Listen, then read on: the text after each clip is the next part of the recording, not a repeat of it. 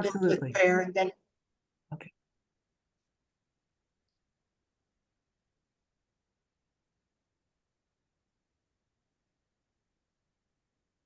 oh, good. The class is showing up, Bailey. They're showing up. They're coming back. It's always good. Give the people who are trying to eat their lunches before they pop on the screen a couple minutes to get on. Oh, that's right. You're 2 hours, it's 12 o'clock there? It's almost 1 o'clock. Oh, it's 1 o'clock. That's right. So I think we're an hour behind Okay. where you are. They should feel free to eat while they listen and participate. That's fine with me. Oh, well, one of my staff members just told me she'd bring me Cuban coffee, so Nice. that time of the day. Oh, yeah, yeah, yeah.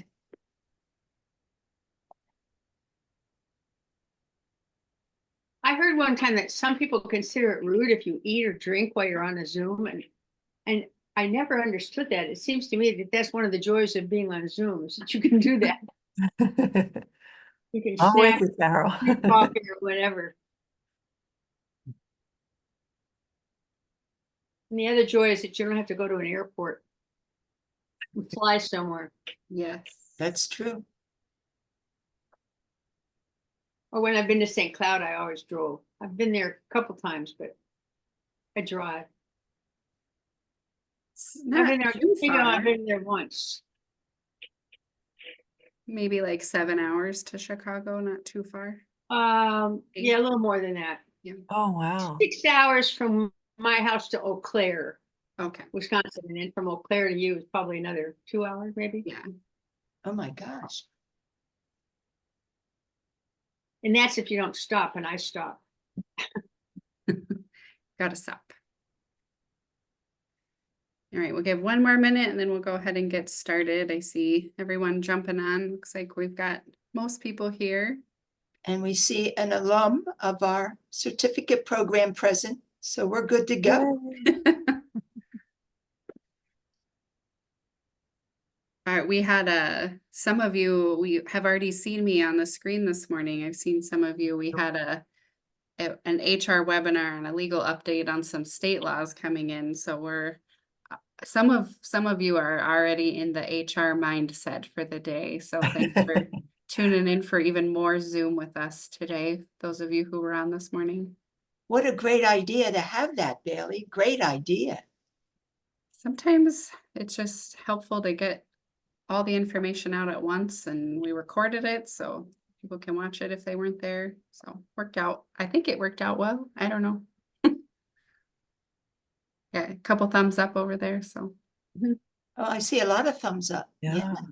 Yeah.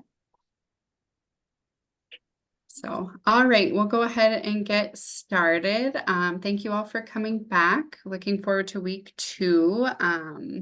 Anyone who works in our offices knows how much I talk about Carol Fowler and how much I look up to her. So I am personally very excited about today and getting to hear about the pastoral approaches of HR with Carol and the rest of our team, Regina, Richard, and Lisa. Miami Lisa, not our St. Joe Lisa, are all also on with us today as well. So we're going to start with prayer. If I could just remind you all to just keep yourselves muted until it's time to talk. Some of us are in, again, offices, phones, people talking. So it just helps cut some of the background noise. However, of course, like when you need to speak, go ahead and turn your mics on, but just helps us reduce some of the background noise so we can all hear. We're going to start with prayer in a minute, and then I'm going to pass it off to Regina, I think. Regina. Okay. So we'll start in the name of the Father and the Son and the Holy Spirit. This is a prayer adaptation for leaders based off the Beatitudes. Blessed are they who believe in the organization which they serve, for their work will have dedication. Blessed are they who guide rather than dictate, for they shall have cooperation. Blessed are they who respect the opinions of others, for they shall be admired. Blessed are they who present their points tactfully, for they shall succeed. Blessed are they who search out the facts and ignore the gossip, for they shall be respected. Blessed are they who give credit to others, overcoming jealousy, for they shall have willing helpers. Blessed are they who seek to be humble, for they have a due share of recognition without looking for it. Blessed are they who can take orders as well as give them, for therein lies true leadership. Blessed are they who, in spite of criticism, have the strength of purpose to continue and the stamina to carry on, for they shall be real leaders. Blessed are they who have faith in all people, for they themselves are justified. Blessed be the Lord through good leadership. Amen. Amen. Pass the mic to Regina. Yes, what a beautiful prayer. So significant. Thank you so much. Well, it's great to see everyone again. And a little question for you to put in the chat. Based on our presentation and discussion from our first class, what is the topic, the one topic you plan to focus on moving forward? One topic that you plan to focus on moving forward based on what we talked about last week. So if you could write that in the chat, no more than 3 words. So if we could just take a second to do that. What topic do you plan to focus on moving forward?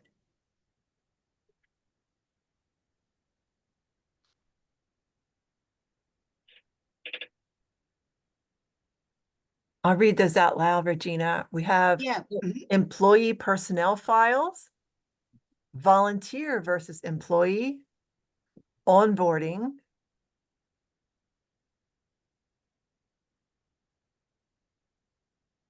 all are important, onboarding protocols, performance management, Oh, yeah, that's a good one. constantly changing environment, onboarding, training and feedback, year-end reviews, Yeah, yeah. no one has said offboarding. That's good. And I like the one, it's all good. It's all good. Right. Ever-changing laws. Mhm. Okay, so good. We have a focus for now, and it might change as we listen to the other modules or sessions. So we gathered today to discuss pastoral foundations for HR in the church. And that is what makes our work so different from the secular HR, that it's all about how do we help people become closer to God? How do we focus HR through the lens of the church? So how will we implement what we hear from Carol Fowler today? So keep in mind, what's going to be your takeaway? What are you going to take and implement following the session today? So please help me welcome Carol Fowler, who has a rich history in HR and someone who has lots and lots of stories about her years in HR in the Archdiocese of Chicago and beyond. And I want to add, she is the author of a five-star rated book, Human Resources, Best Practices in Church Management. Please help me welcome Carol Fowler. Thank you. I feel welcome and I feel honored to be with you today. So I think the topic is of special, they're all the topics of interest me because I had to do them all, but this topic is of special interest because it's the reason I still want to do things in terms of faith-based HR, because I think that what we do is just it's a gift, and it's a gift to have our perspective and our context so we can do it differently. Okay, Jessica. We had some problems getting my share working, so I have to ask Jessica to change slides. this is basically the title of this particular topic. We can go to the next slide. Well, if you go back for a minute, I want to say a little bit about who I am and why I put my phone number and email up there. I am the retired director of personnel services for Chicago. I did that for 21 years. Before that, I was the director of university ministry for the Archdiocese. And then before that, I was at Michigan State University as a campus minister, which is why I wore a green shirt today, because I bleed green for Michigan State. I also would say that when I was in East Lansing working there, I worked in a parish. I worked in a university parish for 11 years. And that's the best position I've ever held, in the sense of being the most satisfying on a day-to-day basis. It was wonderful. But the reason I say that is because I didn't come to HR from a bank, or there's nothing wrong with that, but that wasn't my route. My route was that I came through ministry avenues in the church. I have a doctorate of ministry degree. I don't have a doctorate in HR. And then Cardinal Bernardine, that's how old I am. So Cardinal Bernardine, when I came to Chicago after I'd been here 4 years, I got this call saying that he wanted to see me because I was being interviewed for this position of director of personnel services. And I said to him, I don't know anything about that field, but I'll do whatever you want me to do. And he said he wanted a church person to do this ministry. And I had a great HR director in my department, because I was kind of an ecclesiastical bureaucrat. I had a great HR person who really taught me everything. And then I went to Loyola and I got myself certified and all that kind of stuff. So at any rate, I just wanted you to know that I come from the parish level. My roots are at the parish level. My roots are in being in ministry in a wonderful university parish in East Lansing, St. John's Student Parish. So, and that ministry part of this is the reason that I still want to do workshops like this, is because I want to do the ministerial aspect of it. Okay, we can go to the next slide. Oh, by the way, I put my phone number and email in there because if you want to text me or email me with a question or a comment or whatever, I welcome that. If I can do anything to be of help to you, please know that I would love to do that. The other thing you should know is that before I even went to work in campus ministry at Michigan State, I was a teacher in the school. I was a school teacher for 10 years. And I taught mostly middle school.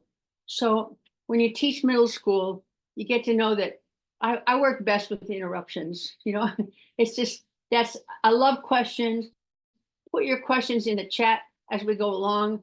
Lisa and Regina will monitor those. I have some places for us specifically to stop to answer questions or to do some discussion. But I also, if you record the question as you go along on your chat, then we'll be sure to get to it. And anything is okay. Questions are the most fun part of all. So I really like that a lot. I'm going to say that this is so you know that this rationale for the implementation of sound HR practices, for me, that I first got this whole perspective from NACPA,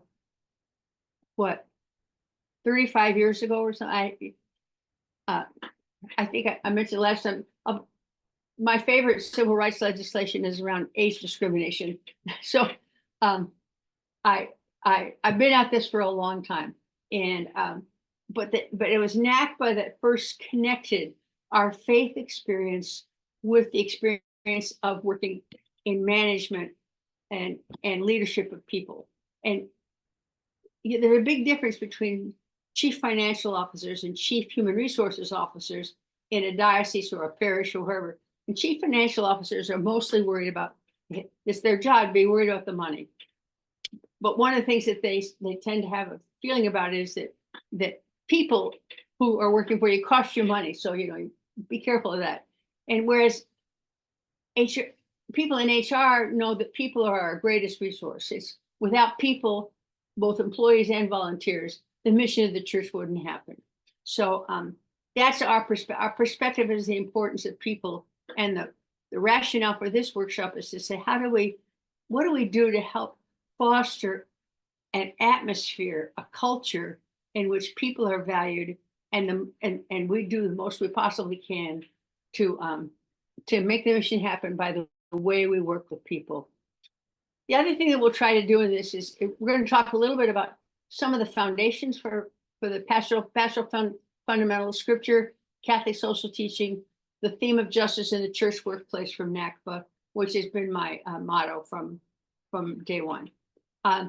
We will also touch on some of the areas of human resources as a body of knowledge, but that's why you're doing this work, the entire several-week workshop. And we will touch a little bit on skills, but not much. This is much more about culture, pastoral environment, etc. Okay. Okay, so HR definitions. First of all, we know that HR is the basic set of tools we have to help us manage people towards achieving the mission. You know, lots of people use the word mission in they have mission, or every organization has mission statements, and some individuals are encouraged to have mission statements, etc. Everybody's used that word, but you know, it's really our word. And there's nothing more important. Name anybody who's got a more important mission than we do. I would find it hard pressed to do that. And the other thing I would say is that the reason that we focus on HR at the parish level, which is why you're here, is that we also know that in that parish level, the HR practices that we can learn and employ that are good are basic to it's about the parish's relationship to all those people, both paid and volunteer, and therefore to its ability to achieve its mission. We don't do it without people. There was a question already about employee versus volunteer, and I would just say we won't touch on that a whole lot, but although I'll answer any question you may have. But we also know that in parish life doesn't happen well without really good volunteers, and almost everything that we say about HR we can apply to the volunteer world. They need feedback. They need a job description. Sometimes what they need is a term of office, by the way. I don't know about you, but you know, working in a university parish, and students would graduate and leave and go to some parish and find out that it takes 5 years before you can become a lector, you know, because people have been doing it so long they don't move on. But at any rate, those are all kinds of the working with both employees and volunteers is crucial to what we do. Now there's a lot more substantial requirements that go with the people who are paid. We've moved into a different kind of relationship, and so we have to look at that very carefully. Okay. So a little background just to say that we know that good business practices and church are they're needed. Good business practices are needed in church, and there's been over the years. Over the years is we can go back for a second. Just no, one more forward. Yeah, this one. We know that business practices have sometimes been resisted because people say, well, we're not a business. Well, we're not a business, but we do a lot of business kinds of things. And so we need those good business practices. And sometimes those business practices have been resisted because we think, well, there's a separation of church and state, so that doesn't make sense, or we don't have to follow the laws because that doesn't make sense. But we also know that those good business practices, doing them well is important. But at the same time, however we implement those good business practices, we have to do it in a way that respects our faith-based identity. They should not be in conflict. If they're in conflict, we've got to go back and ask some very basic questions about why are they. Either we don't understand our faith-based identity well enough, or we don't understand the business practice well enough. So, okay, now we can go to the next slide. So these are some of the business practices that we talk about. I'm not going to talk about these in detail, but just to say these are the kinds of things that we know good management requires: legal accounting practices, financial skills, transparency, marketing. Somebody said to me one time, you know, a basic marketing tool in every parish is the priest's homily every Sunday. That priest he may not want to think of it as marketing, but there's a sense in which he is marketing. He's marketing the gospel. He's marketing our relationship with Jesus Christ, etc. So marketing is a great word, not a problematic, where it's not just about making a profit. Certainly, good management requires good stewardship, including fund development, which we wouldn't exist without it, and communication. And I'm going to come back to the communication thing quite a bit, because that's at the heart sometimes, I think, of that pastoral environment that we want to establish. Okay. Sometimes we thought that the HR business practices don't really have to be adopted, because, you know, the role of clergy and vow religious has complicated our understanding, et cetera. But the reality is that any organization that has both volunteers and employees, or even just volunteers, needs to pay attention to some of those good HR practices. And good HR practices are more than compatible with church identity. Even some of the more difficult ones. If we get into needing to terminate somebody, is that really part of our church identity? Yes, if it's done for the right reasons, and if it's done with compassion and care. Okay. So, as we talked about, HR is the church's relationship to its ministerial personnel, clergy, lay, paid volunteer, and it's fundamental to achieving our mission. And that volunteers are critical in this. This is kind of repetitive, I'm afraid. Go ahead. The last one is the one I'm going to say is the one about clear expectations. Sometimes that's what we don't do very well. There were several questions about onboarding in the chat as we began this, with Regina's question. Onboarding is more than letting people know how you sign up for health insurance. Onboarding is much more about, or is very much about, explaining to people how things really work here at St. Mary's Parish. How do things get done? How are decisions made? Who makes what decisions? That's not something you can do in a day. Onboarding, the higher level of position, I don't want to use higher and lower too much, but a position that has significant leadership responsibilities in a parish needs far more onboarding than a position for school maintenance at the end of the day. That onboarding needs to be deep, and it needs to go on, needs to include feedback, conversation, etc. Okay, next one. So we'll stop here and just say, any questions so far? Anything you want to ask? You can add questions to the chat room at any time, or raise a question right now. Do we have anything in the chat room? I can take a look. I don't see anything Nothing. right Yeah, now. No. nothing. Not yet, huh? Not yet. Okay. And Carol, So, yeah. Carol, just a comment. I never thought of the priest's homily as an opportunity to market and what he was marketing. That's Right. great. I mean, it's kind of a crash word for a homily. And I don't want somebody to think it's just one big ad. But on the other hand, we have the most important mission there is.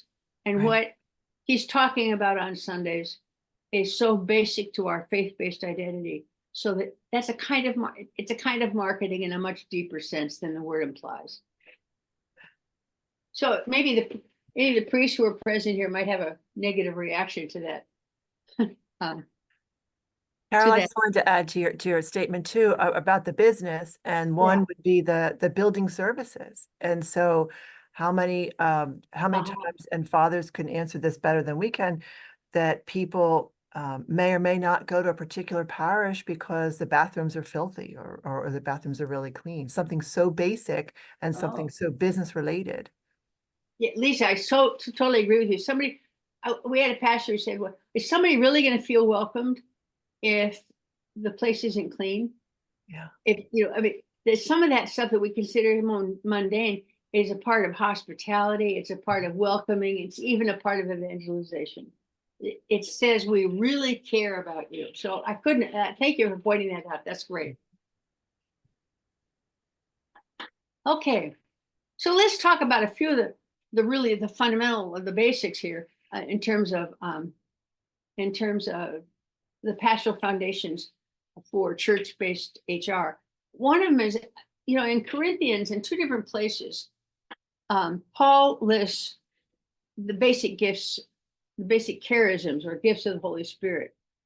And in one of them, not in both of them, we don't know why, but in one of them, administration is one of those gifts.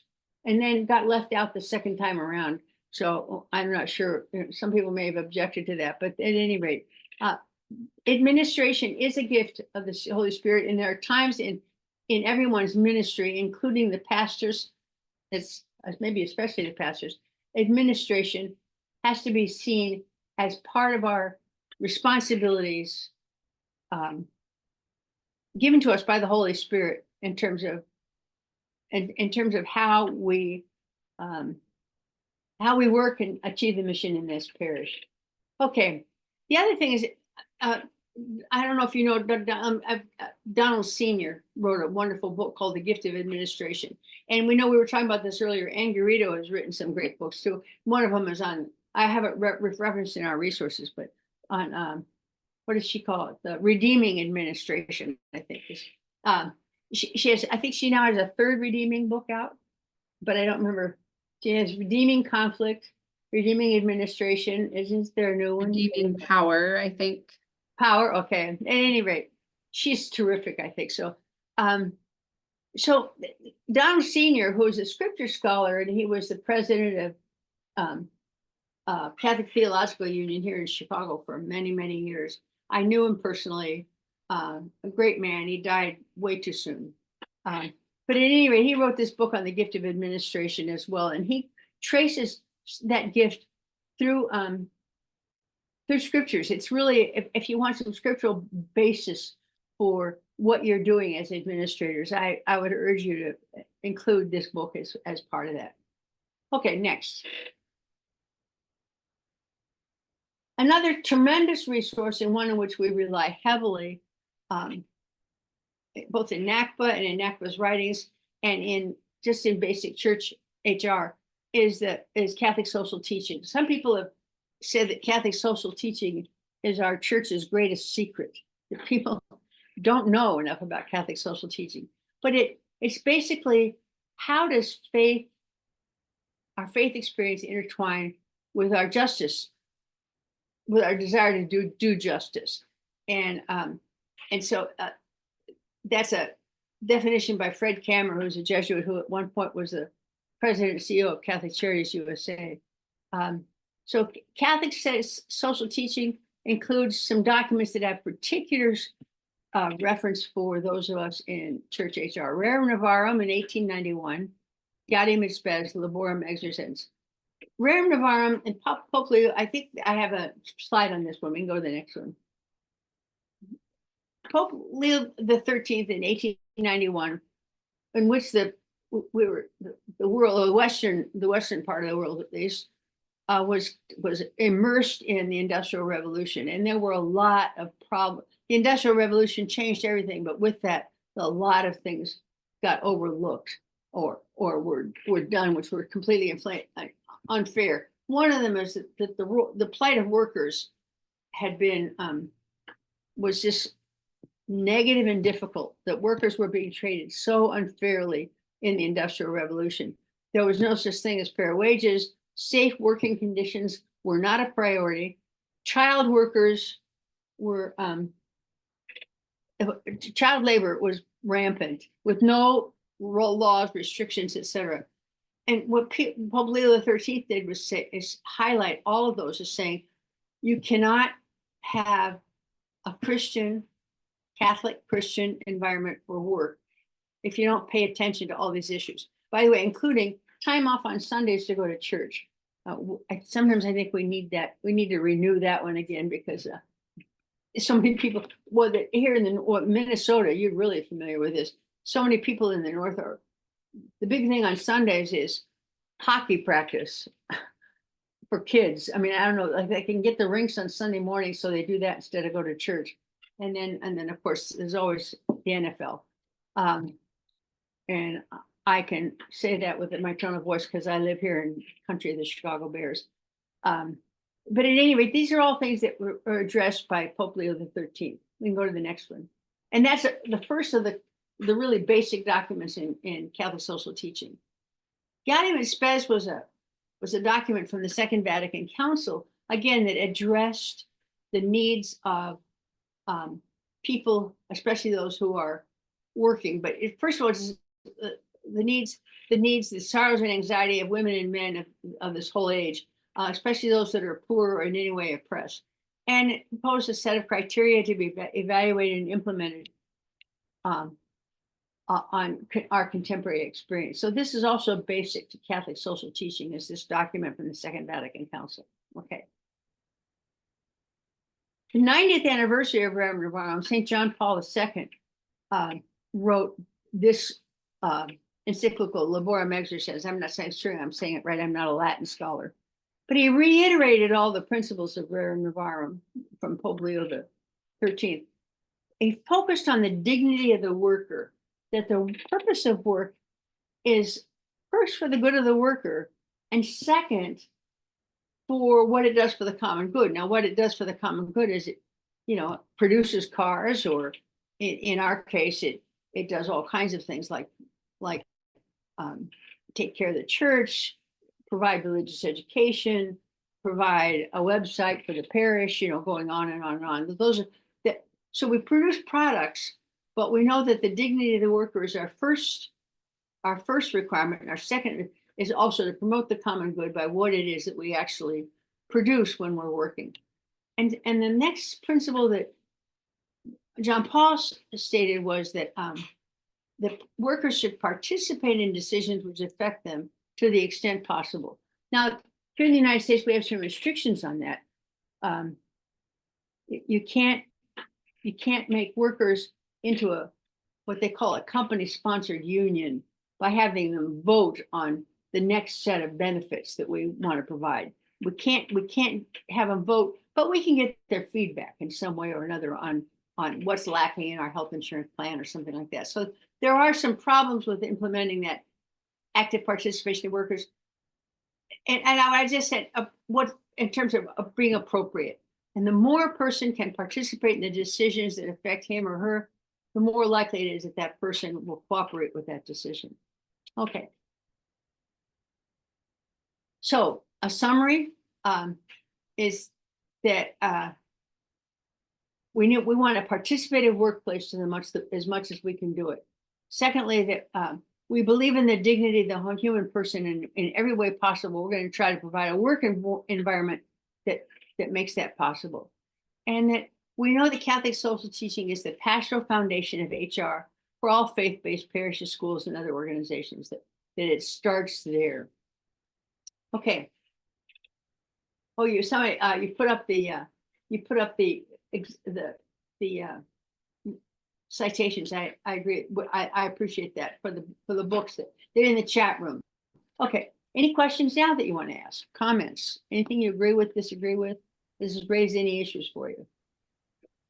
Carol, I wanted to throw a question out to the group. When you Sure. talk about participation, does the group feel that the church workplace is that participative model or that model of participation where people participate in decisions? Any comments? Great question.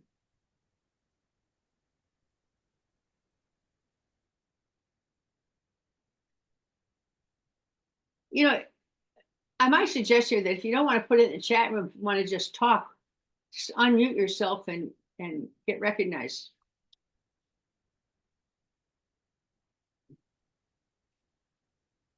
I feel like, just to add in maybe what people are thinking, I feel like a lot of, especially in our diocese, I think this is true across the country, but I know how many parishes many of you are serving in, and I don't know that there are any of you anymore who are maybe serving in, or very few of you who are serving in just one parish, maybe the one or two of you in here, but I think it's sometimes hard to even find the time to like step back and reflect on all of this stuff. I know for me, like these are always a good reminder for like not only the mission of what we're doing, but really where we're grounded from in this, but just even taking that time to step back and think about those things. I think we're all so busy doing tasks and emailing and all of that stuff. This is a good, I think, reminder for us to step back and take that moment to reflect on the important nature of administrative work, which oftentimes just seems mundane, so. Bailey, And yet there's, without yeah. paying attention to the details, bad things happen. Patty had a comment. She said, I think that a lot of the decisions are made by the input of the councils, either financial or pastoral. And is that good or bad? Carol, Probably. I have something to share on that, and that is we just dealt with this. A pastor took over a parish, and a worker was not paid her first 6 payrolls Oh my God. because, and then she took the matter to the pastor, who decided to ask the pastoral council their opinion on whether she should have been paid for Oh. that training period. Well, not really a training period, but she was onboarded. So maybe you can comment on that. There are certainly some decisions that should never go to a pastoral council. And one of them is specifics about employees. Pastoral council should not be looking at performance reviews. That kind of, the specific individual things about employees has to be between the employee supervisor, if that's the pastor, the business manager, whatever, and that person, but not in general. A finance council or a pastoral council can look at those things, but they should not be looking at, should we keep Mary Smith on as the DRE? That's not the role of a council. Should we have a religious education program, or is our religious education program what we want it to be? That is the role of a council, but they don't make decisions about employment. Carol, I was wondering, could you give us a couple of examples about including the staff or the wider parish in decisions or committees? Sure. I'm just trying to think of something. I'm a big believer in really good staff meetings, especially that staff, the parts of the staff that you call the ministerial staff.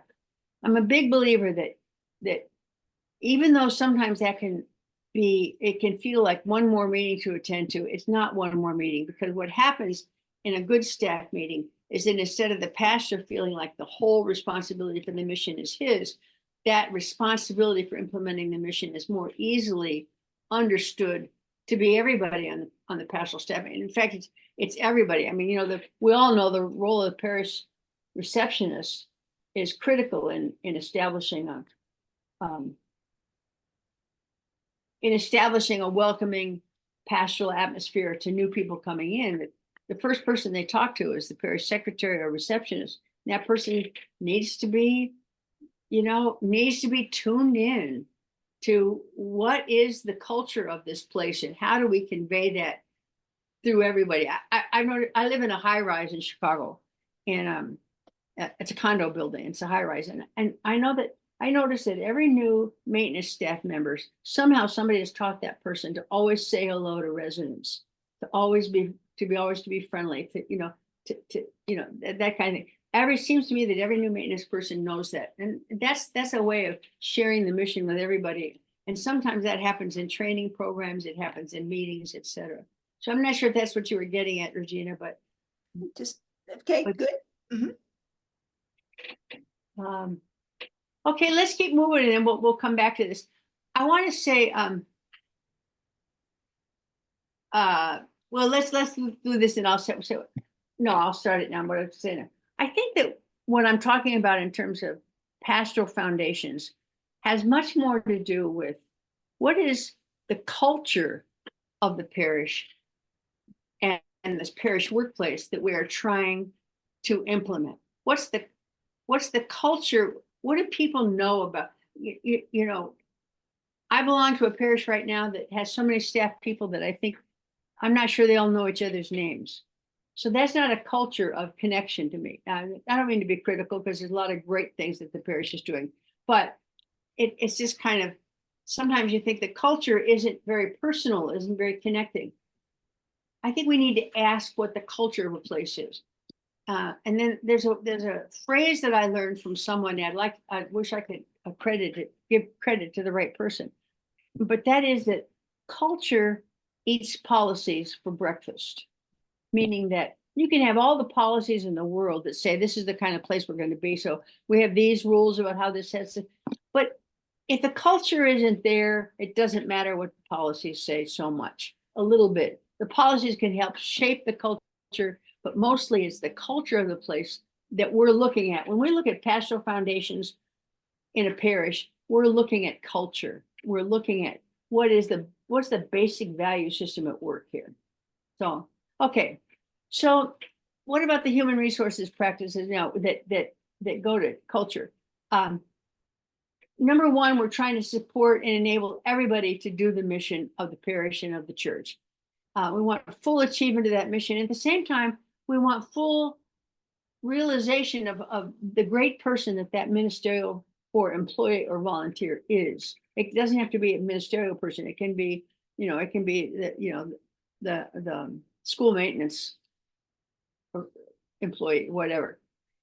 We're looking for human resources practices that enable us to serve the people of God and promote the gospel. That's what we're about.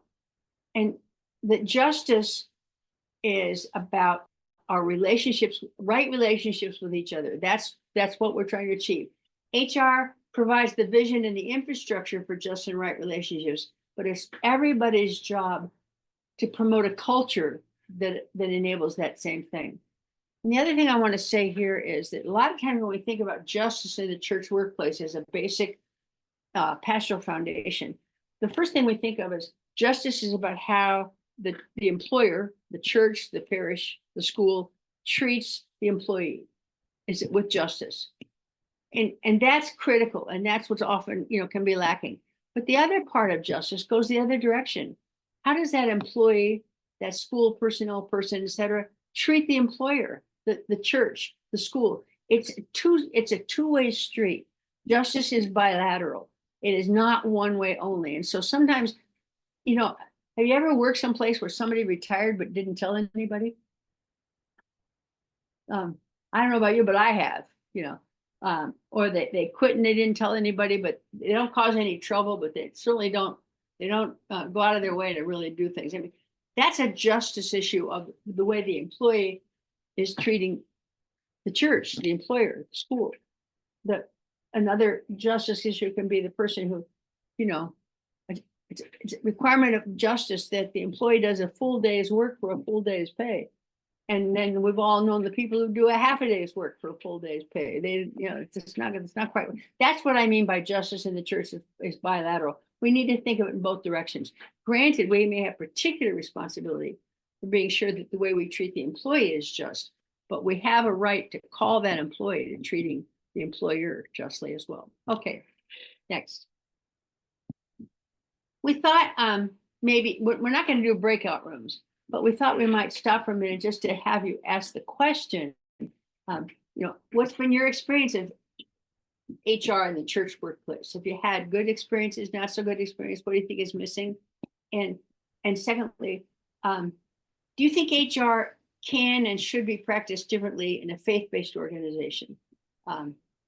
So just take a minute, and my suggestion is that we try to open this up for some comments from people. Don't be nervous. There's no wrong answers. I'm going to have to hold back as a teacher. I see your names. I almost am tempted to call on people, but I won't. I promise. So, I'll go. I'm not afraid. good. Good. Yeah, I think in our business world that we live in and with the parishes, we don't really have HR. We do, but we don't. It's a thing, but no one's like really actively doing it besides the things that need to be done to get done to move the shit forward. I know there's a lot of business admins out there that I'm looking at. Hi guys and gals. It's just a part of our job. It's not what we live every day like Bailey, right? At the diocese, it's not. And that's why it's so hard. So its existence in just the realm of it just being HR, it's not, there's no, I don't know any other of my cohorts that think, yeah, we have an HR person. We don't have an HR person. We all wear many different hats, and it's just very hard to do HR well. We try our best. And then the second question, I do think it should be different because you got to hire the right people, right? If you hire the right people, it should look different because of who we are as a Catholic faith and a Catholic organization. It's just, I know I've had many conversations with my priest, and it's like, geez, our handbook should be one page. And I agree to that because it should be very high level. We hire good people, we employ good people, but at the same time, we got to cover our butts in this society. We got to make sure we're doing our due diligence, crossing the T's, dotting the I's. But it's hard because we're very limited in time, resources, and staff to do it right. And I try my best. We've gone long ways, I think, in our ACC. I don't want to speak for anyone else's. But the diocese has really helped to Bailey's extent. She, bringing these little things to our mind about, like the new thing, the paid leave, this is coming down the ERC, all that kind of ESST, sorry, not ERC. See, I'm on a different page right now. ESST, all that kind of stuff. It's like out of sight, out of mind kind of thing. But I think it should be different because we need to minister to a people first. But yet there's the HR logistics behind it, legal aspects of things, and make sure we're doing it right to the Fair Labor Acts and all that kind of stuff. So that's my 2 cents. Go people. And I think you've highlighted some great things. Let me just say a couple of things about what you said, Adam, and then get some more reactions. One of it is that you can see HR as all the transactional stuff. Do we have a handbook? Do we enroll people in benefits correctly? Have we, the blah, blah, blah. That's important. You got to do that. That's basic stuff. But the other thing, if you're a business manager in a parish, you have a true leadership position. And I think HR goes way beyond the transactional stuff. You don't have to think of it as an HR task. But what are you doing to help people who work in your parish develop? How is leadership developed? How is personal? There's things that matter about how people grow and develop and get better at what they do that may have something to do with what you do as a business manager. And I wouldn't think of it so much as HR as just, I'm here as a leader and I'm trying to develop other leaders. And that's, to me, that's HR. That's it. So let somebody else comment on that. Yeah, Carol, this is David Badger. I'll weigh in just briefly. Yeah. I'm at Christ Our Light in Princeton, Minnesota. Kind of along the lines of what you were thinking, and I was thinking about Adam's comments. And as parish administrator, or my role, director of parish operations, one of the things I think about is making our parish a great place to work. And what does that mean? The tools that the staff uses, making sure they get reimbursed in a timely fashion, making sure they get paid, making sure that they get vacation, making sure that we actually take the time off that's actually in our policies, encouraging them to plan their vacation, coaching our priest. We want him to be the best priest possible and get him out of the administrative tasks that prevent him from being the best priest possible. Kind of painting that kind of vision for the staff. And then what do we have to do to make that happen? Yeah, I got to make sure the bills get paid and people get paid, and we manage parishioner money appropriately. And so that's, from a business management standpoint, those are the things I think about. Thanks, David. That's really helpful. All of that is HR stuff, if you ask me. All of that thing about having this place be a place where it's a good workplace and therefore the mission happens. That's HR. Who else wants to say something? I just want to tag on to Adam's comment too about we hire good people, right? And so for me, I have been with the diocese since July.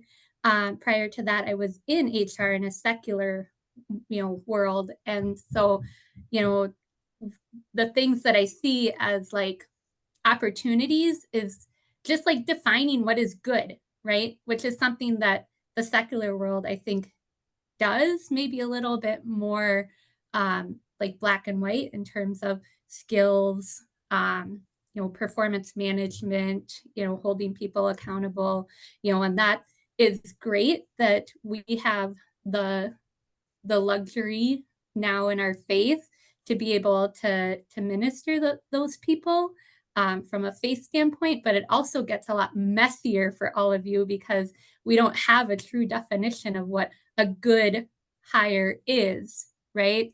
So then we get caught up in, we're not meeting the needs of the business, but we don't want to let this person go either because they're a good person, right? So finding a balance between that. Jessica, you touched on so many topics that I think are important. And that the business of the right hire, David, that you mentioned. Whenever you do these kind of workshops, one of the things that people are most interested in is how do you do terminations with justice and compassionately, but when you have to do them, you have to do them. And one of the things I think, one of the best ways you don't have to deal with the termination question is by hiring the right person to start with. However, I've been doing this a long time. I've hired a lot of people. I've also terminated, not in the Chicago sense, by the way, but terminated in the HR sense. Terminated people rather often, no matter how good you are at hiring, and you can be very good, you can do it all right, people will slip by and it turns out to be the wrong person. And even if that's a good person, that doesn't mean that's a person who fits your situation and should stay. So this is not my topic. I think Richard will do much more with this than I'm doing, but I just want you to know hiring the right person is critical, but don't beat yourself up when somebody slips through the cracks because it's happened to all. I don't think you've been in leadership very long in hiring if you haven't made a mistake. So anyway. Okay, we probably better move on, but I love the participation. Is there somebody else who's dying to say something that didn't get a chance? Carol, I just want to comment. I'm reading in the chat that many people say, thanks to Bailey, they feel supported and a lot of funny things were going on, but she's been taking care of that and being a great support to everybody. So 3 cheers for Bailey. Amen. Amen. I've known Bailey a while, and I think you've got a gem for a diocesan HR director. So Awesome. okay, let's go to the next slide, and then we'll do another one of these sessions. So thank you very Great much. participation. Keep it up. Great Yeah, stuff. I love it. Okay, so some skills needed for a just workplace. Okay, we can go to the next one. And I say these are skills because staff relationships. Staff relationship and employee culture is what we're talking about. And part of what I want to spend a little time on is how those staff relationships develop. And that could be something that's talked about more at a further session. Okay.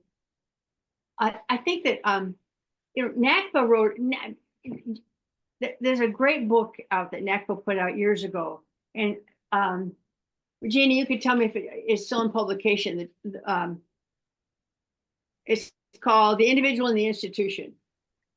Do you still have many copies right behind me. I absolutely love that little booklet. I've used it a lot. And they talk about what makes for a healthy church workplace and what makes for, a place where what are the qualities of that healthy church workplace? So if you don't have the book, I highly recommend it. It's about culture. It's about all those things we're talking about, even though you might not identify them as HR. They're about it. That healthy church workplace is a basic HR task. It's much more than enrolling people in benefits. It's much more than transactional stuff. You got to do all that transactional stuff. You got to obey the laws, but the healthy church workplace does all these things. It encourages engagement of people. One of my favorite ways of helping people engage is to use the Gallup Strengths Finder. And that's another topic sometime. But I think Gallup, I don't know if any of you used it, but the Gallup Strengths Finder started as an HR program to encourage employee engagement. And now it's being used in a faith-based way. So it's a perfect marriage for us. The healthy church workplace hopes people will stay. It fosters retention. It builds on our strength. It works towards the elimination of workplace silos. I bet every person here has had an experience of knowing that somehow you're in your silo, and God help you if you should ever want to move out of your silo and raise a question about something else. Well, elimination of silos make for a much better workplace. And of course, that has a commitment to diversity. These are all the kinds of things that make for a healthy church workplace culture. And these are not necessarily things that you can just write a policy on and say, from now on, St. Holy Smoke Parish will foster retention of employees. Well, yeah, I mean, what does that say? That doesn't, that's not a policy. That's not a policy question. That's a culture question. Okay, next. What I was trying to say with Adam is that Adam is clearly to me, when you were raising your question, you're exercising a leadership function. And these are some of those leadership functions that I think is critical. And you may not think of these as HR skills, but I think they are HR skills. They're the kind of things that people in parishes do. They build teams, they build trust. A good leader is always working to build trust.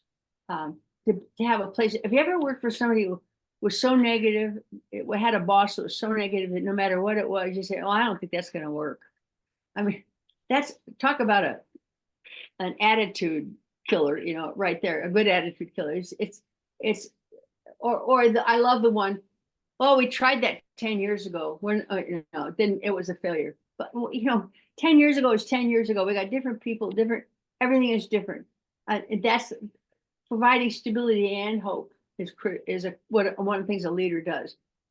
They communicate their belief in the mission, and they do that a lot. I was going to say, I had one boss, by the way, who never wanted, I only had one bad boss in my years, I one bad moderator, the Curia, and who just couldn't do these kinds of things.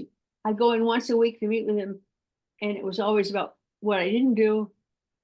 I had to bring a list of everything that I accomplished, and it was always about things like, well, you could have done this better by doing the following things. Well, that doesn't foster openness.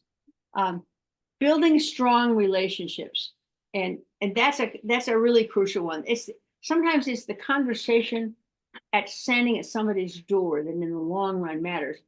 One of the problems that we had as a result of COVID, and now as you know, doing meetings on Zoom, is great. Zoom provides us great opportunities. However, there's nothing like what happens in person. There's nothing like what happens when you say to somebody after a meeting, gee, you seemed a little upset about what was said in the meeting. Are you okay? Those kinds of things. A good leader is positive. A good leader in a parish promotes not just professional development, but spiritual development. Employees in a parish are looking for a way that their spiritual life is enhanced. And we know that effective people skills are built on these professional relationships.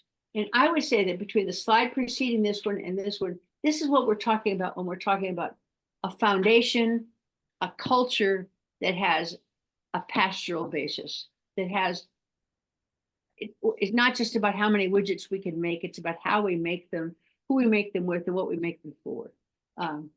So at any rate, next. Personal skills which enhance this, no surprise, but these are kinds of things that, again, I consider these HR skills. Somebody else might consider this. They're just life skills is what I think they are. But being present, how are we present to one another? Anytime anyone can go to a workshop in which communication skills are enhanced or developed, that's time well spent.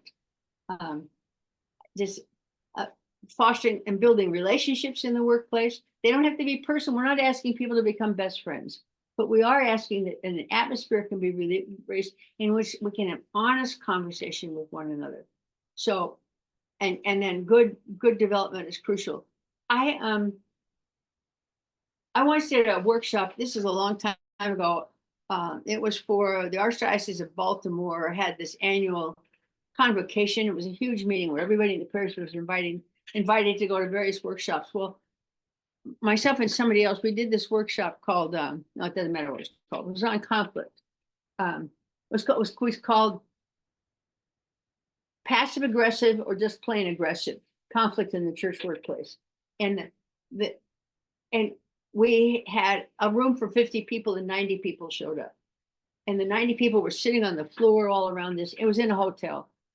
And the minute I said, well, we'd like to start by having you just turn to somebody and say, well, you must have had a conflict in mind when you came here, without revealing anything confidential. Turn to the person next to you and talk about what's the conflict that you're bringing into this meeting. The room exploded with noise, with just everybody had something they wanted to say. Building kind of communication skills and relationships that allow you to deal with conflict is crucial. I don't want to be stereotypical, but in my experience of many, many, many years of working with pastors and priests are not the best at conflict management, conflict discussions. They don't want to be in conflict with anybody, and I understand that, but it's one of those things that has to change so that we can deal with conflict openly. And if I've insulted anybody, I apologize, but that's just my experience. So, okay, next. So skills development, some of the things you can do, good staff meetings. Working to do things that promote good relationships. They have lunch together once in a while. I once consulted in a parish that was having some difficulties. And one of the things I asked them at the beginning of the meeting was, well, how do you pray together? And they looked at me like I was nuts. They said, we don't pray together. I said, why not? I said, we can't stand each other. Why would we pray together? That's not a healthy church workplace. That's a place that had bordered on what I would at this point call toxic. Not a good workplace. So how do we develop good communication among leadership and all the colleagues? I mentioned again the professional spiritual development and dealing with conflict are crucial skills in developing that healthy employment relationship or that healthy church workplace. Okay. Next. Some of the sources of conflict. This is not a conflict management workshop, but it's one of those things. It's the skill level to at least recognize it. Micromanaging, asking somebody to do something and then telling them about every comma that has to be included. Abdication of decision making, that happens sometimes. People don't want to make decisions. Overreacting. Lack of clear expectations. That's one of those things. Again, when you're talking about onboarding, I think expectations need to be one of those things that happens early on in employment relationships. What do we expect of you? Here's what we're going to be looking at.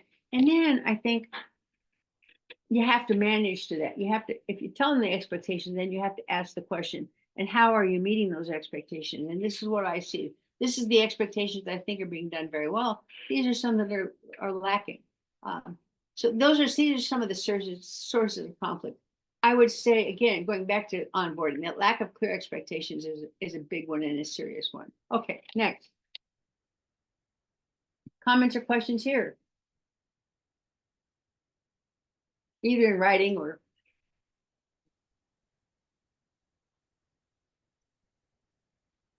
Carol, I love the idea of staff meetings, whether it's with the volunteers or the staff or together, but it would be, I think, a wonderful opportunity to get their input. What are you thinking? What are some suggestions?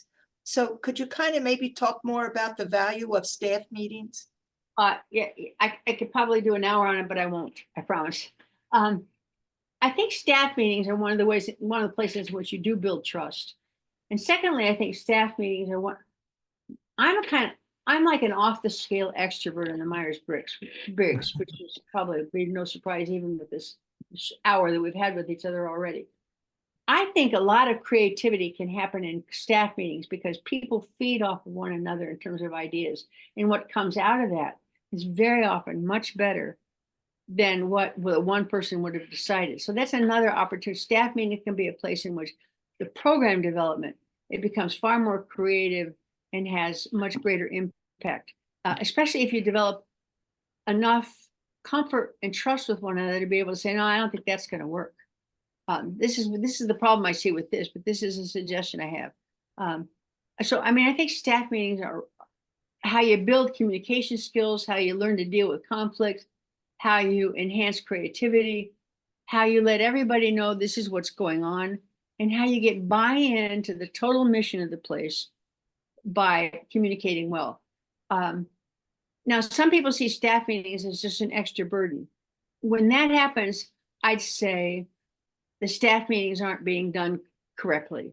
The person who I think is really good, has really good input on how to have meetings and what kind of meetings to do when, is Patrick Lencioni. And I don't know if you've read any of his books, but he has some really great insights into, quality staff meetings, some of which are stand-up 10-minute meetings and some of which are off-site and they're half a day or a day. And, they're very different meetings.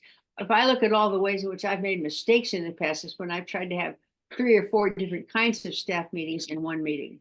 And that's not so good.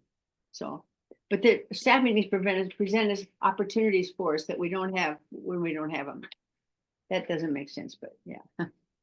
Next. Okay. Excuse me. Maybe people could tell us in the chat or just call out how many have staff meetings. Okay, see a hand. Okay, a couple hands going up. Okay. Every week? Mm-hmm. We do bi-weekly. Okay, great. That's good. Good. Okay. Some people do monthly. Okay, thank you. That's good. Okay.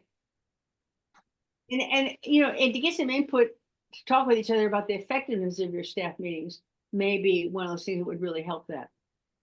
So I'm not gonna talk about personnel policy in detail, but except to say that we need comprehensive personnel policies if we're gonna treat people without bias and discrimination.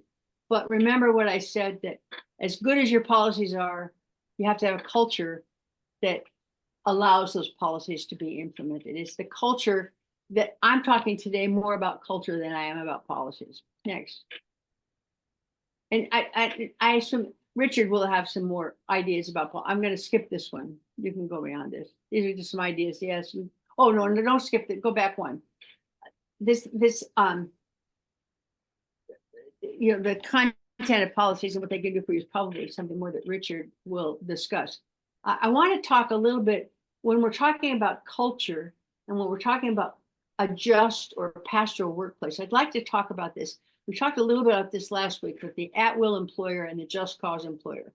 And I'm going to skip exempt and non-exempt because that's like that transactional stuff. But let's talk a little bit about at-will and just cause. If you'd move to the next slide. Yeah. This is the at-will clause that appears in 49 of our 50 states Constitution.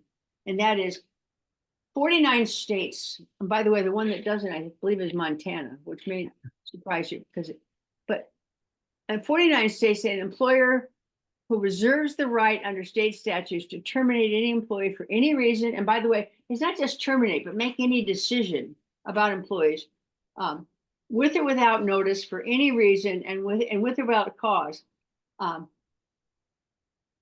Where such termination is not discriminatory, that's what at-will employment is.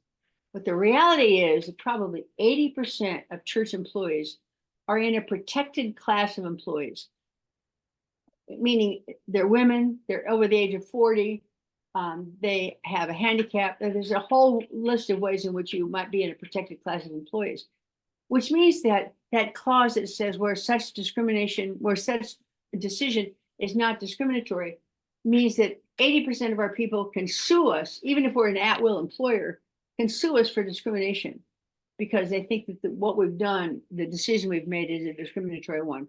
If we want to have a culture that says this is a workplace that believes in Catholic social teaching and just cause, we need to go to the next slide, which is a just cause term, a just cause definition. Corrective action, including termination, distortions, etc., are for clear, compelling, and justifiable reasons. Faith-based employers are committed to being just cause employers per our pastoral and Catholic social teaching and even per NACPA. Now, I want to go back for a minute, but make sure that we understand I'm not saying here that you can't do terminations. There are very, very, very good reasons to do them. But it needs to be a clear and compelling reason. It's not an at-will clause. It's not just, sometimes our attorneys will use at-will, but if we want an employment atmosphere that's faith-based, I think we need to acknowledge that we should be, we want to be faith-based. We want to be just cause employers. We don't want to be at-will employers. Sometimes at-will is used by an attorney in order to accomplish a termination that's problematic. But let the attorneys do that. Don't you make decisions about that. And that includes this whole thing on ministerial exception. So I'm not going to talk about, this is some of the legislation that creates that just workplace. But anyway, okay, so I'm going to stop here for, I'm just looking at time. We will conclude at 2:30, but I'll stay around as long as anybody wants. So any comments or questions at this point? You can put them in the chat or you can do them verbally.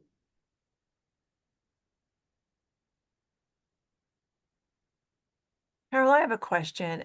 In all the handbooks, as you pointed out, there's that little disclaimer on being an at-will employer. And of course, I know with our employees, it just creates so much confusion. But our attorneys insist it's there. Have you ever seen the at-will clause written in a way that's clear and even pastoral?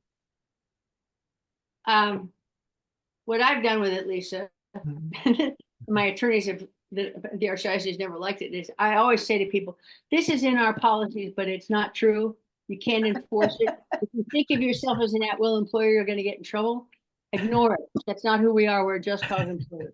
Now, attorneys don't like it, but since I was involved in hiring some of the attorneys, I guess I end up, they want it in the handbook because they want it as a last resort to use. Yeah.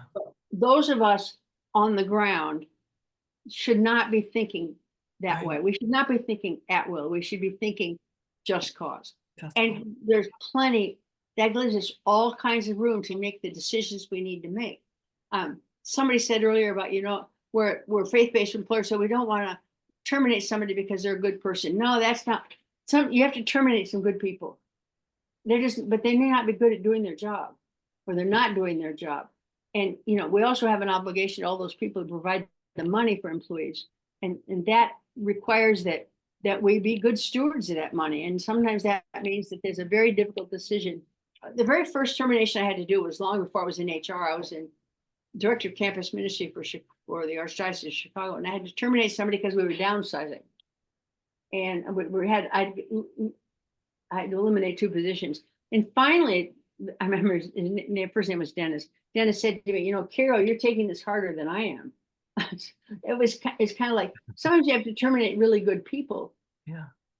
And it's not their fault, but you still have to do it. I mean, a just cause for termination is not having the money to pay them. That's a just cause. Yeah. If you run out of, if you have to downsize because you don't have the money, that's a just cause. It's not a fun cause, but it's a just one. Okay. Anybody else? Carol, I see a question here from Patty. And she says, I think that something that is unusual in faith-based employment is that our boss sometimes changes on a yearly basis, as priests get reassigned. So this can be very difficult with our HR policies being implemented. Yeah, So you're absolutely right. It's one of the things that I think being for a priest to be relocated is very difficult because he's just built up trust and gotten to know people in one place, and then he has to go someplace else. And I hope that it's not normal that they would get reassigned every year. Most places have policies of at least 6 years, but sometimes something happens and something has to change. And when I did my doctorate of ministry degree, I was looking at, I guess I already had an interest in HR because it was before I was in HR, but I asked people, asked lay ministers in the Diocese of Lansing, Michigan, what's your biggest fear? And the biggest fear was a change in pastor, because changes in pastor scare employees, and pastors being changed scare the pastor. It's a very difficult situation. It's just not a fun thing. And a pastor needs more than a year to help establish a culture of trust and hope and positivity, etc.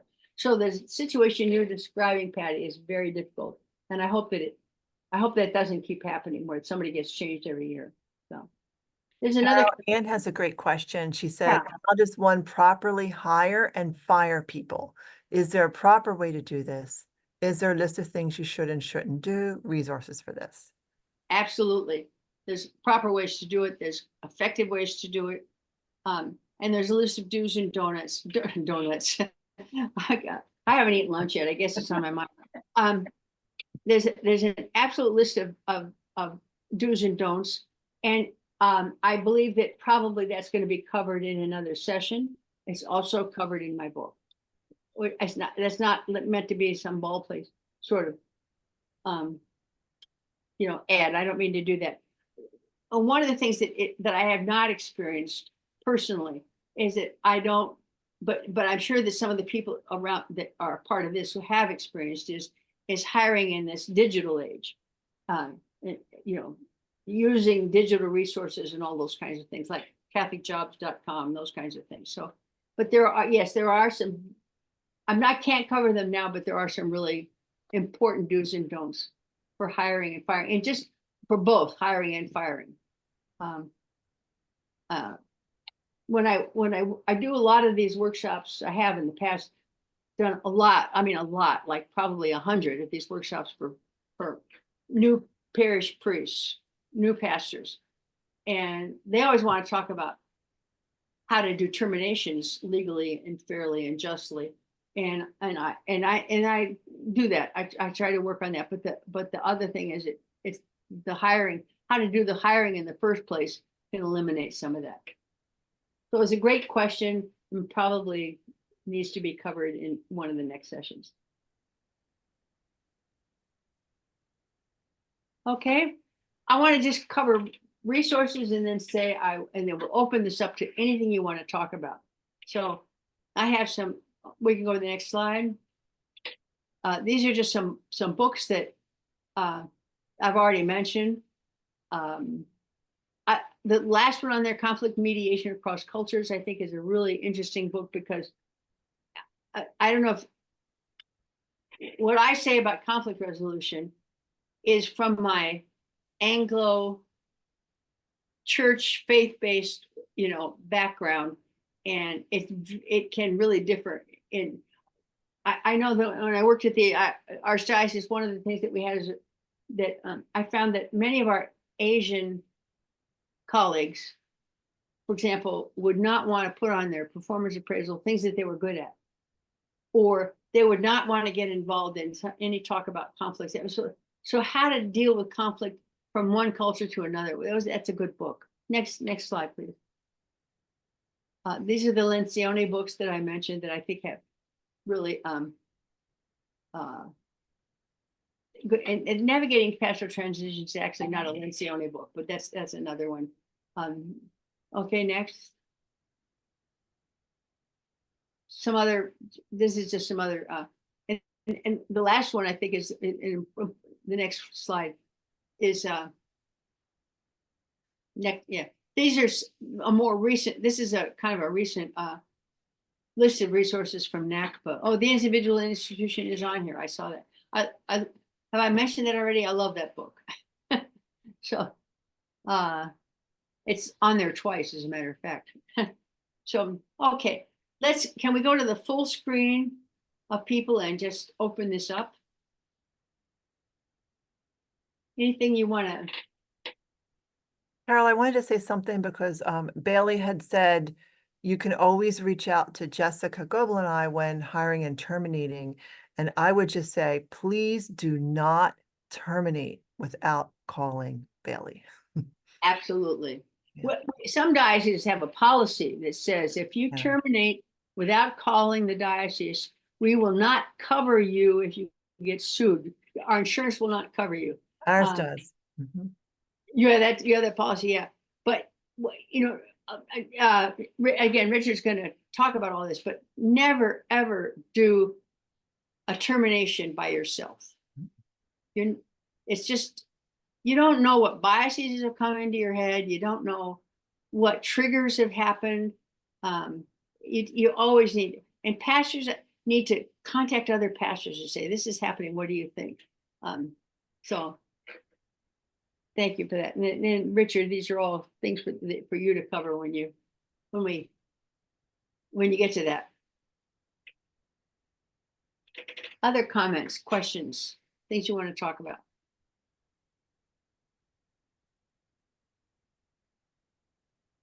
What resonated with everybody as far as what Carol said? Was there anything that you wrote down in your notebook that you were going to follow up on? Did Carol trigger something that you resolved to follow up on? Anybody?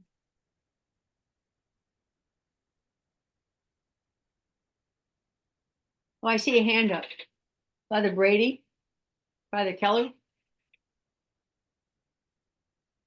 Nope. Oh, no, okay. Oh, that's my pen. I'm sorry, that was my pointer. Wasn't you, it was me.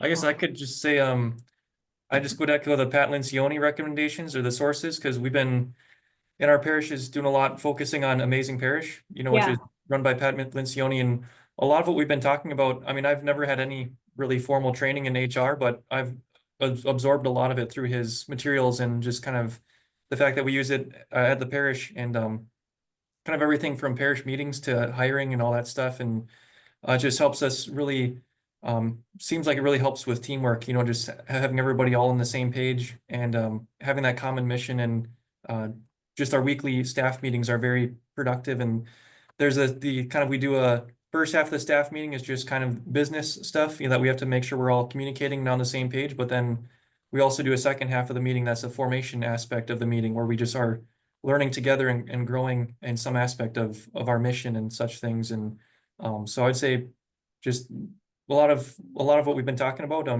has been sounding a lot like Pat Lencioni. So Father Patrick, I love that formation section of your staff meeting, because that's all part of leadership, developing our staff. That's great. That's great. When Pat Lencioni was first starting that, he gathered a group of people to kind of do some consulting and training with him. And I actually got to do that in his offices for about 3 days. And then I served with Amazing Parish for a couple of the meetings, and then they changed the model. But the model of consulting, not the model of what he was doing. But I think he's terrific. I think one of his ideas that has really taken off for people is having a leadership team with the pastor, who is somebody that the pastor can say anything to, can ask any kind of question, trust completely. And that leadership team, I find that that's a concept, even for people who wouldn't call themselves amazing parishes, that concept has really taken hold. And that's another one of those things that in my mind is about culture. So thank you, Father Patrick, for bringing that up, because I'm a big believer. Patrick Lencioni has one of the most important consulting practices in the country, consulting practices with the highest level of corporations in this country. And now he still does that. His company still does that, but he's focused his personal attention on church.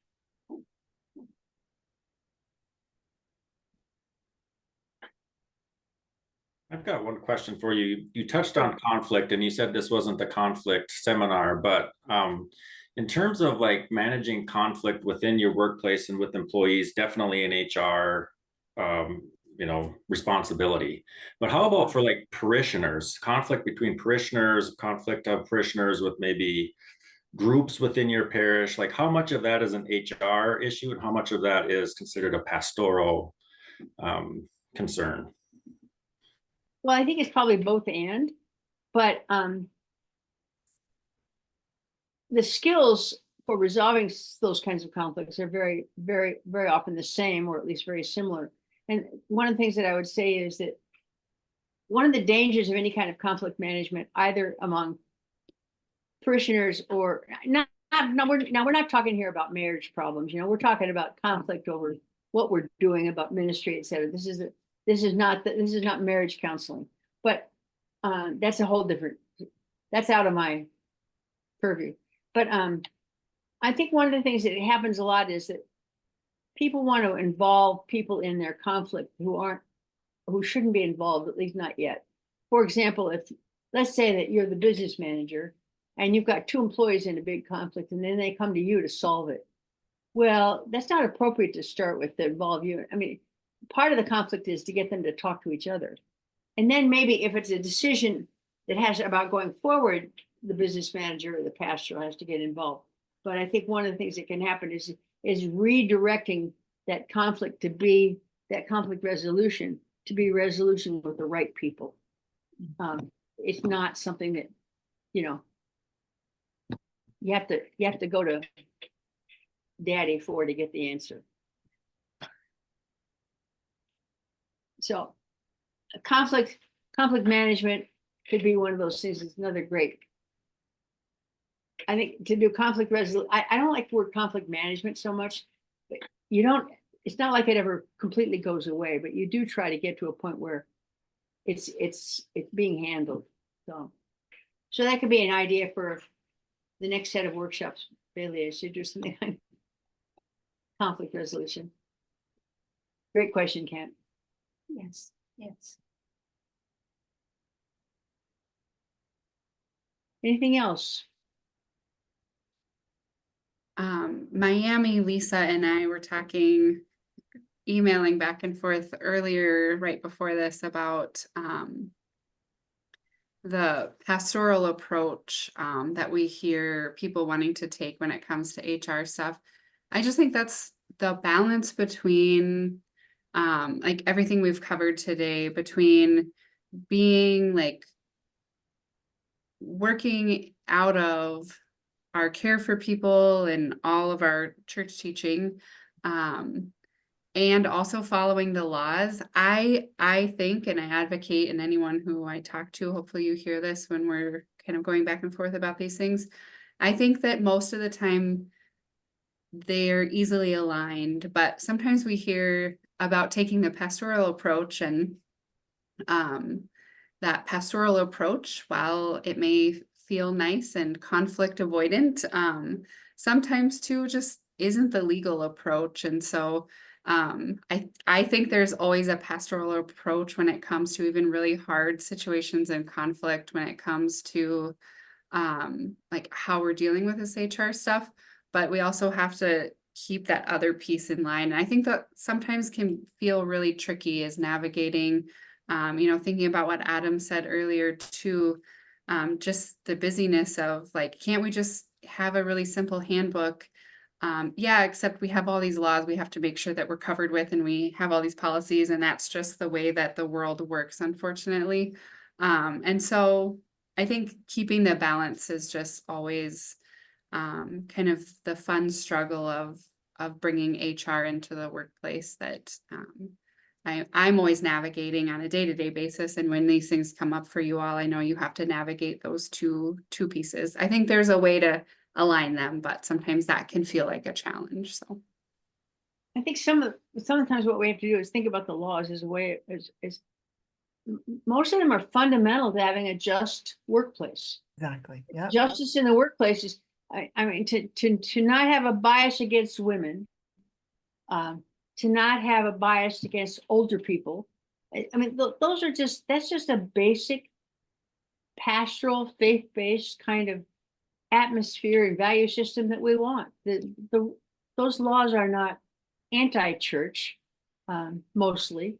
They're pro our value system and our faith context. So, Lisa, do you want to add to that? Yeah, Carol, ditto to what you just said, because we have to realize that the practice of justice based on, remember, natural law and what we intuit in our hearts, over years as a society. So there's a lot of really just laws. They're not all, us versus them. And one thing too is, sometimes as Bailey was talking, we had this conversation, and I would hear from a pastor, well, I think I'll take the pastoral approach, meaning not address the situation, But then we have two of the spiritual works of mercy actually give us the green light to go ahead and do that. I mean, admonish the sinner and instruct the ignorant. And those can be difficult conversations to have. But Carol, as you mentioned, it's all about communication. If we have a charitable disposition, we approach the person with concern for their human dignity, then we should be able to have any conversation. And I think people have a right to good, honest feedback. If they're not doing the job, somebody needs to tell them that. The Yeah, conversation about doing your job, you're not doing your job, shouldn't happen on the day you terminate them. Right. It should have happened a long time before that. And that requires some courage to say, look, you're not meeting the expectations of this position. And this is what you have to do to change that. And that kind of direct communication is just, fair, and pastoral. Yeah. One of the things I found working in university ministry with students was they thought being pastoral was being nice. Or smile. To be a Christian means you smile a lot. Well, you know, I'm sorry, there's just a lot more to it than that. I don't think Jesus was smiling on the cross. So yeah, I think you have to have those direct conversations, and they aren't easy, but they are pastoral. They're just not necessarily, they don't necessarily feel good. I used to tell priests that if I worked with a CFO at one point who told me that he loved doing terminations. And I told him he needed a psychiatrist. You should never love doing terminations. You know, I mean, that's not something you love. It's something you have to do, and you can, and there's something, and sometimes there's some relief that you've solved a problem, taking care of a problem. But loving doing terminations, that's not appropriate.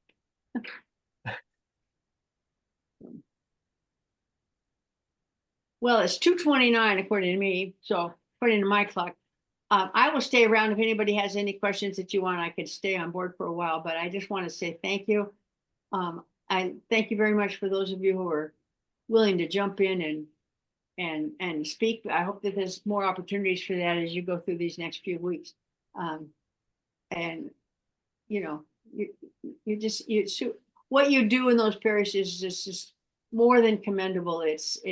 You're helping to create that culture of being a faith-based organization that was working for justice in the church workplace, justice in all the right senses of that word. So God bless, and thank you very much. And Bailey, closing comment, please.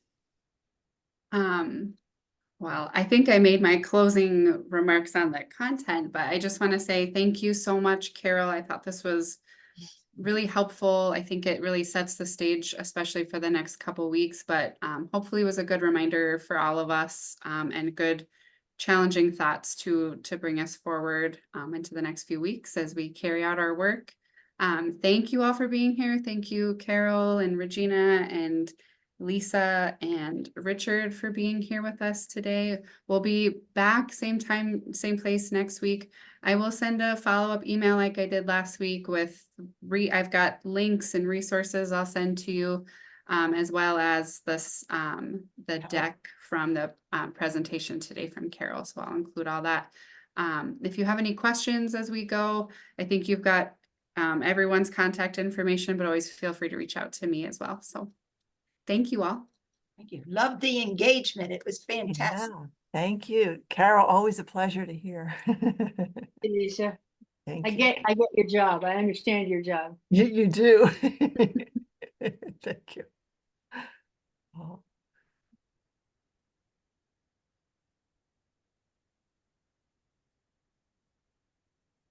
Good stuff, Bailey.